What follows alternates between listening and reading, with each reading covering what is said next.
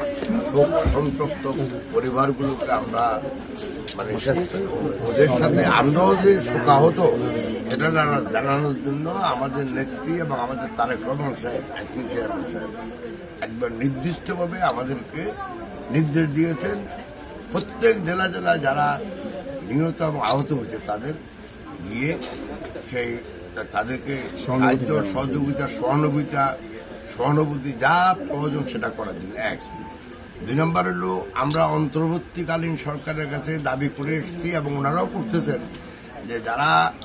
নিহত হয়েছেন এবং যারা এখন আহত হসপিটালে আছে তাদের হসপিটালগুলোকে দেখাশোনা করার জন্য যেন তাড়াতাড়ি আরোগ্য লাভ করে সেটা আমরা চাপ দিয়ে যাচ্ছি। 3, যদি আমাদের দল ইনশাল্লাহ ক্ষমতায় যখন আসবে তখন ওনাদেরকে আমরা রাষ্ট্রীয়ভাবে এই ফ্যামিলিগুলোকে পরিবারগুলোকে আমরা রাষ্ট্রীয়ভাবে পুনর্বাসন করে সহায়তা করবো এবং আমাদের দল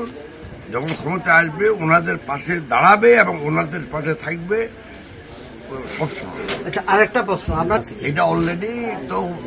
অনেক দাবি দাবা আমি দেখতেছি ইউটিউবে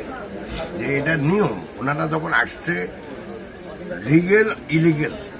সব অস্ত্র জমা দেওয়ার কথা, তারপরে যারা লিগেল অস্ত্র ছিল আগে যাচাই বাছাই করে তারা ইলিগেলি যারা ইউজ করে নাই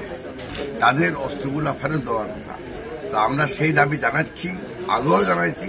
যে সবাই থেকে অস্ত্রগুলো উদ্ধার করো আগে। যেমন আপনি দেখছেন আগে ওই যখন ইলেকশন আসে বা যখন এই 111 আসছে তখন সবাইকে বলছে অস্ত্র জমা দাও,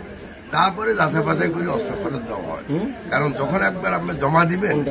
তারপরে যদি কারো হাতে কোনো অস্ত্র পাওয়া যাচ্ছে না ইলিগেল ধরে তো লিগেল এবং ইলিগেল